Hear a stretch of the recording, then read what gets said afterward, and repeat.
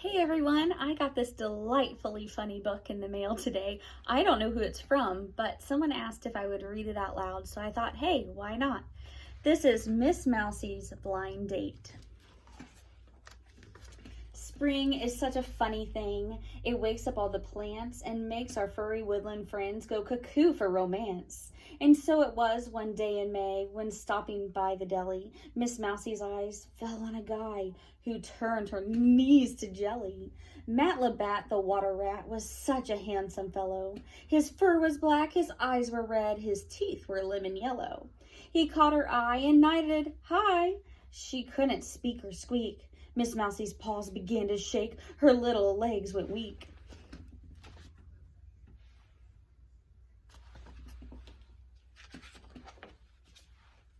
The droll mole deli owner gave the rat a Swiss on rye, and viewing Matthew chewing it, Miss Mousie thought she'd die.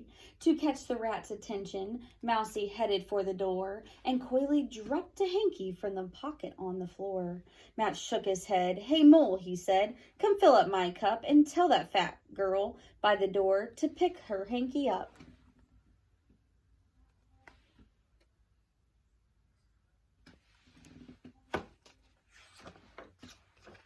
Miss Mousie twitched her nose and froze.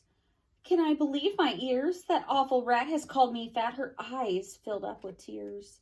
She scampered to her burrow, and she hid there for a day, ashamed to go outside and hear what other folks might say. Her chubby tubby body would just be the cause for laughter. She might as well decide to hide inside forever after.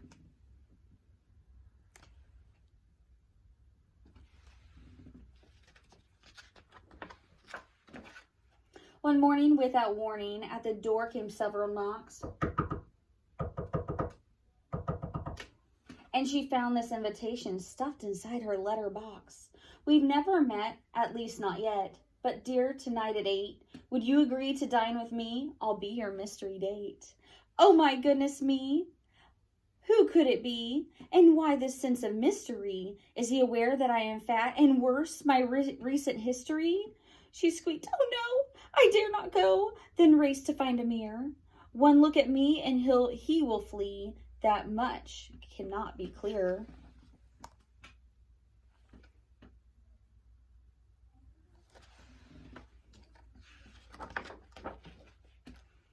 But in disguise, that might be wise. In fact, I think it's best.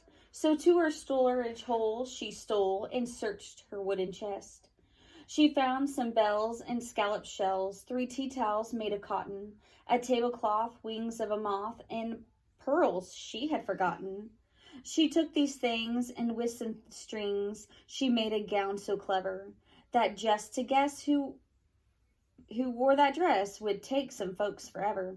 And for her head she found some thread and curtains made of lace, then made a crown of snails and veils to cover up her face.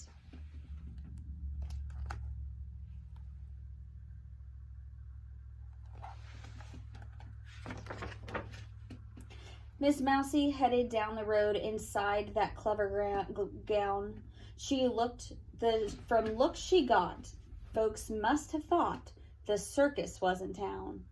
She was the cause of wild applause, loud shouts and cheers and whistles, which lasted till she took a spill and landed in the thistles.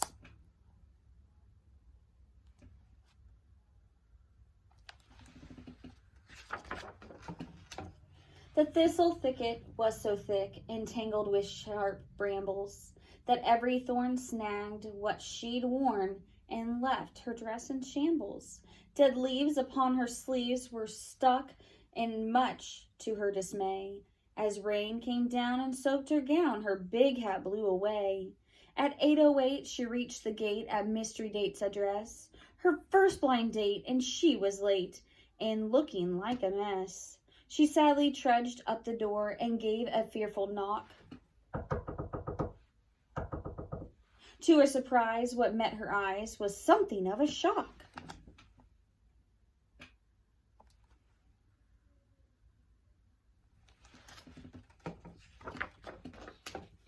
Standing right before her was the mole who had owned the deli. She recognized him by his eyes and his tubby belly.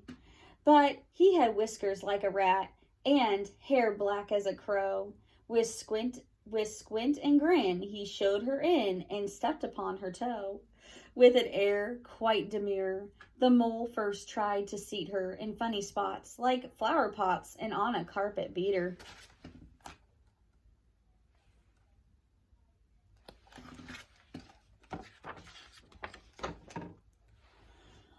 All through his hole, the squinting mole could hardly find his way. As Mousie gawked, the poor guy walked, smacking into the buffet.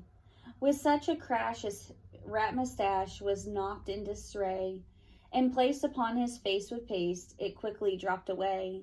Finally, he quite blindly sat her down upon a bench. Café au lait, oi oi soufflé, he cooed in nonsense French.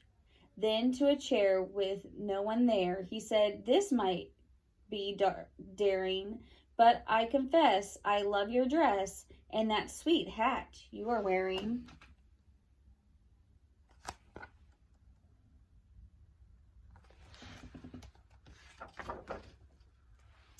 This nutty situation struck Miss Mousie as so funny that she slapped her thighs and giggled till her eyes were running.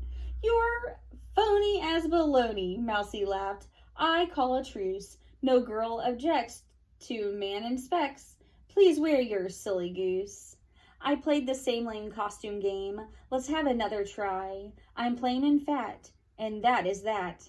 The mole squeaked, so am I. He set his jaw, then took his paw and said on bended knee, if you'll be you, then I'll be me.